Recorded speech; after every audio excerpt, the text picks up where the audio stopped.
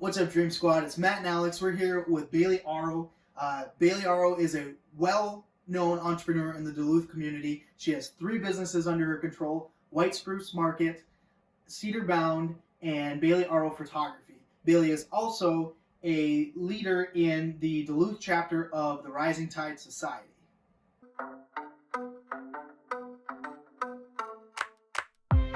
You're listening to Building the Dream, a show that inspires people to explore business, entrepreneurship, and professional development. I'm Matt Lambert. And I'm Alex Kazitsa, and we're sitting down with business professionals and entrepreneurs to talk about their journeys, the lessons they've learned, and how they're building their dream.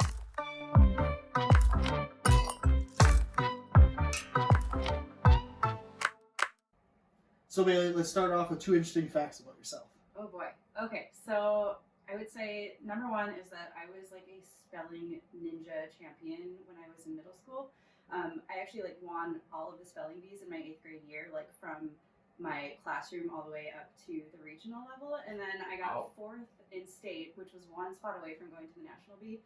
But I was convinced that it was on a bad weekend, the national bee was on a bad weekend, so I kind of self-sabotaged a little bit. And I got out on the word pomander, I think.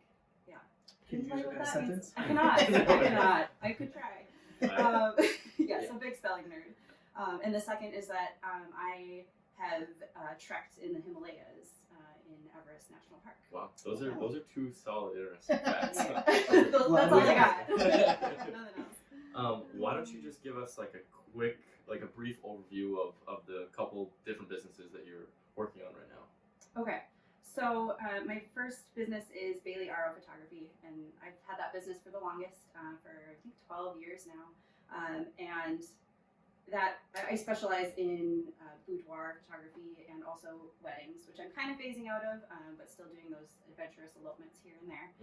And then White Spruce Market is my curated gifting company, and we specialize in curated gift boxes. We feature a lot of local makers and artisans, and it's definitely a more hands-on, very fun sort of business that I absolutely love. And it kind of came from my photography business and just a love for delivering a really amazing client experience, and that includes really thoughtful gifts. So, and then third is Cedar Bound, which has kind of had an interesting story so far, but it was initially intended to be a luxury glamping resort on the North Shore of Lake Superior. However, due to some different things popping up, we had to pivot our business model since we started about a year ago, and we're now designing and manufacturing unique luxury glamping / tiny house style structures. Yeah. And that's a joint business with my husband and I. Cool.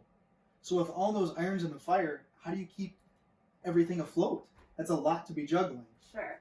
I have to say I have not been a pro at it for a very long time. But you're learning. That's yeah, what you're doing. We're all works in progress. I think the biggest thing for me has been coming up with really great systems and also asking for help.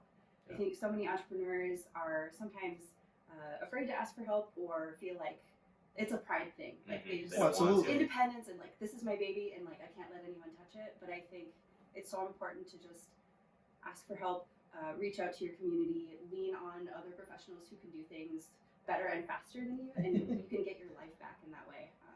And so I honestly don't work more than 40 hours a week, and that shocks people. That really surprises me. That's a non-negotiable for me, and it's kind of my little soapbox of no, you don't have to sacrifice your life in order to build the business or businesses that you want. It's up to you to make that call. So. Do you have any suggestions for our viewers about any technology you rely on to make this more smooth? Sure. Okay. I use a number of different things. One platform that I really love is Honeybook, and that's a CRM or client relationship management system, and that's really great for organizing projects for both my photography business and White Spruce Market, and creating workflows and housing all of your contracts and legal stuff, and also accepting all of your payments. So it's nice to have that all under one umbrella and be able to automate it as well. So that's a big one. I also use a number of other programs, like Trello is a great one. It's a list making platform, and it's super simple. The premise is, but it's a great place to just organize the multiple brands and ideas and just flow different things through there. I honestly I think I have a couple of blog posts with like all the favorite things that are, but those are the two that come to mind as the ones I use on a daily basis. You have to stay organized. that's Yeah, that's the key. yeah. I mean, Yeah. with everything going on. Mhm. So out of those, what venture has been your favorite so far? Okay, that's just not fair. I mean, I can't like again like we said, it's like picking your favorite child, or in my case, my favorite dog. I do not have one. But I think right now, at the moment, I'm really loving. Okay, I got to pick two very specific things. That's fine. I love working with fellow business owners and creating really beautiful custom client gifts for them through Spruce Market. That's been really fun, just to build those relationships and be able to take that off of their plates as well, and just be able to help others elevate their brands. And secondly, I love boudoir sessions and working with women and providing them with not only beautiful, empowering images, but also an experience that just leaves them feeling good and like confident and like they can do anything. So. And that's huge. My wife has been at my ears like, "Oh, you're interviewing Bailey? Can you get me Ooh. this?" Love it. Yeah. So let's talk about Bailey when you were 20. How did you decide that you wanted to go into entrepreneurship? Oh gosh, I think as with many entrepreneurs, you kind of stumble into it, and it's not something that you necessarily intend to do. But I was partway through college when I was 20, and so at that point I made a bit of a pivot in my major. I had taken a darkroom class and I'd really fallen in love with that, and I also was like really intrigued by this idea of working for myself. And I thought, you know what, if I have a couple of years left of school, why don't I invest that time and money into a program that's actually going to serve me in the real world a little bit, or at least what I think I want to do now. And so I did a self-design degree at the College of St. Scholastica in photography and business management, which is like very on point for what I ended up ultimately doing. But it was just, the timing was right and the stars aligned. And I'm really glad that I had that foundation, because I feel like so many creatives and makers and artists don't necessarily have that foundation of business. And even if you go pursue a degree in the arts, that's not usually part of the program. It's like you got to seek the business education elsewhere. So it was nice to have that foundation and learn both the fact that I actually love the business side and really enjoy it, but also learn about those areas that maybe I'm not so strong in and that I should seek help with sooner rather than later. What was your favorite aspect of the business side of your degree? Or just business in general, I guess. I was going to say it's kind of the same. I absolutely love marketing so much. I love not just social media, but like the way that you can connect with people and create an experience around your brand, and like just come up with new fun ideas to get people to engage with your brand and like attract the people who are going to be your biggest cheerleaders and supporters, and who you can like truly serve, who are going to value what you do. Because it's okay to not be for everyone. And I think sometimes we want to please everyone and to, tailor our offerings so that, everyone will, be our biggest fan. But I think it's important to be able to attract and repel. There's nothing wrong with that. Well, there's a certain demographic for each and every business. And the fun part about marketing is finding those people and finding out how to connect with them. I think that's super cool. Yeah. What advice would you give your younger self as Bailey today? What would you go back and say? Oh gosh, again, a laundry list. There's just a full list of things. Don't do this. Yeah. Oh my gosh. I don't regret any of like the mistakes I made, because I think they're so important. Learning experience. For sure. But I would say, personally for me, I would say, stop worrying so much and just do the damn thing. That is good advice. It's like if you wait to feel ready, you'll never feel ready. Well, absolutely. And I think especially in entrepreneurship, I talk to a lot of people who are just kind of budding in that area, and they have an idea, but like they're scared to leap. And with entrepreneurship and life, there's always an element of leaping. And I think just being willing to like feel the fear and do it anyway. And like, as you take those first steps, the rest of the path will become clearer.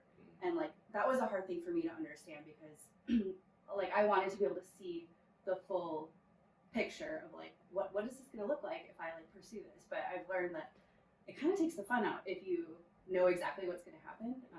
and just being willing to take that next step forward, whatever that baby step looks like, and then the momentum will come. You hear about paralysis by analysis all the time. Don't wait until it's perfect. You'll figure out kind of as time goes on what you need to do and what works and what doesn't. So I think that's good advice. Just try it. Yeah, absolutely. You'll figure out from there. And to be honest, perfection is the enemy of profitability. If you try to get something so perfect, like you lose sight of what is actually going on and where you're actually trying to get to. Right. And it's okay to like play and experiment and test things out and not have it be and perfect. mess up. Yeah. That's like, more life. People aren't paying as much attention as we sometimes think they are, and so it's okay to just let loose a little bit and just try things out. There's so much life outside of your comfort zone. Amen. So speaking of comfort zones, tell us about the space that we're sitting in right now. It's pretty cozy in here. Yeah, so this is what I refer to as my shed. I guess the closest equivalent would be like a she shed, but it's my office. It's in a little black barn shed in the woods. It's all white and shiplapped on the inside, and it's evening right now during this interview, but during the day, I've got the shades open, and we're surrounded by tall spruce and pines and animals wandering, and it's a great spot to be and to think, and this has been a long time coming. It was probably about 7 years before I was able to create a space like this, but it was always a priority. It was like, I eventually need to like take that office out of the house and just have a space that is a little bit more of an incubator to just come in and focus and work on things. Yeah, so that's basically what this space is. Sometimes you'll find me in this egg here, like writing and blogging and doing all the creative stuff, or at my desk on the other side of the cameras here. But yeah, it's a great little spot, and we're grateful to be out in the woods here. And I can vouch for that. I am terrible if I'm at home. I cannot focus on things. Like, I can take the dog for a walk. Laundry needs to get done. Those dishes need to be put away. So it's nice to have a separate space that you can come in, lock the door, and you're focused, and you can work on things, and minimal distractions in here compared to being in the house. Yeah. So what does the future hold for Bailey Aro? Okay, so I guess right now it's kind of hard to say. I mean, again, we were just saying how by taking that next step, the path sort of reveals itself. And right now, things look different depending on what business we're talking about. But I guess specifically, I'm really excited. Together with my husband, we're going to be launching the sales side of Cedar Bound in the next month here. So you'll be able to see what our unit looks like after a year of us talking about it on social media, and like a lot of people have been asking, like, when are we going to see the thing? The thing, yeah. I think the renderings are nice, but to see it in person. Some people I think still think we're crazy, but I'm like, no, we got it. We've done all the engineering. We're just like doing the thing now. So we're really excited to see where that goes, because that's a business that's really scalable, and like we both feel really strongly that that's going to take us to some really unique places that we don't necessarily know about yet. But we've started connecting at different events in the outdoor retail industry, and it's been very fun to make some connections and kind of share our idea with people, and also see ourselves potentially at those events around the country come next year. So yeah. So Well, and just like you said, you're taking that leap. You don't know exactly what it looks like, but you have to get out there and try it. For sure. Yeah, it's a process. So. Love it. Where can our viewers find more about you if they want to learn more about your fantastic life of multiple businesses? Oh boy. Well, if you want to follow what my dogs are up to, Instagram is a really good place to check things out. So Bailey Aro is the handle where all my things are based. And then White Spruce Market is also really active on Instagram. You can check out our latest products and all the good stuff happening behind the scenes. And then Cedar Bound is also on Instagram. We also have a website coming soon. But BaileyAro.com is a great place to go to check out the multiple brands and also learn about different educational opportunities. I will mention that one thing I'm ultra excited about that I forgot to mention is that in about a week and a half, I'm going to be launching. We might have to re-edit that because it'll be after the fact. In mid-February, I'm launching a shop of digital resources for entrepreneurs, small business owners, and photographers specifically. So there'll be workbooks, some templates, and just a whole host of things that I'm really excited to To be care able of to help people. out other entrepreneurs. Yes. Yeah, that's super cool. So Awesome. stay tuned for that. What has been maybe the biggest struggle that you've had to go through so far? Okay, so specifically with Cedar Bound, like I said, that started as a luxury glamping resort up north, and we were on a really good path with that, and things were going great, and we were talking with the right officials, and things were really clipping along, and then we unfortunately had our permitting denied for the land that we had bought up in northern Minnesota, and with that came a number of different just negative things that we were not expecting. It was like a really big curveball in it. Yeah. It really hurt in the moment, and it was hard. I mean, I was like crying on my couch after that happened, and that's the reality sometimes. It's like painful things happen in entrepreneurship, and sometimes they're not fair, and they come out of left field, and you just have to be willing to pivot. And I do think that's something that both myself and my husband have been able to embrace, is just that ability to say, okay, this particular path didn't go the way that we wanted to, but we still want to do this thing. So we actually had a pivoting plan in mind prior to the vote against our permitting. So we didn't tell a lot of people that, but we wanted to have a plan B in mind. So that was something I'm really grateful that we did, because even though it hurt when our permitting was denied, we still knew that we had a springboard wasn't the into the end. next thing. Yeah. So it shifted from being a luxury glamping resort to we're now going to be doing design and manufacturing of our unique glamping unit design, which kind of verges into tiny house land as well. So we're creating these sustainable structures that are going to be sold as buildable kits, and we're really excited about the potential with that. And it fits both of our sets of talents almost better than our initial plan. Funny how that works. Yeah, it is kind of funny. So we will eventually have places that you can rent and stay in the future, but we don't have a date on that yet, and we're not 100% sure where, but it'll happen, just not in the timeline that we originally thought. Yeah. So with the space that you already acquired, are you going to set a unit up for yourself to enjoy there at least? Oh, we've definitely talked about it. Yeah. At the end of the day, it's like, well, we can just actually use that land to play and be creative and create some unique, different designs and things like that. So that's kind of where we're leaning right now. Cool. Nice. Yeah. Cool. Awesome. Well, Bailey, we appreciate you sitting down and chatting with us. Yeah. Good to see you again. Thank you guys. Thank you so much. Appreciate it. That's it. Okay. That's a wrap. Easy.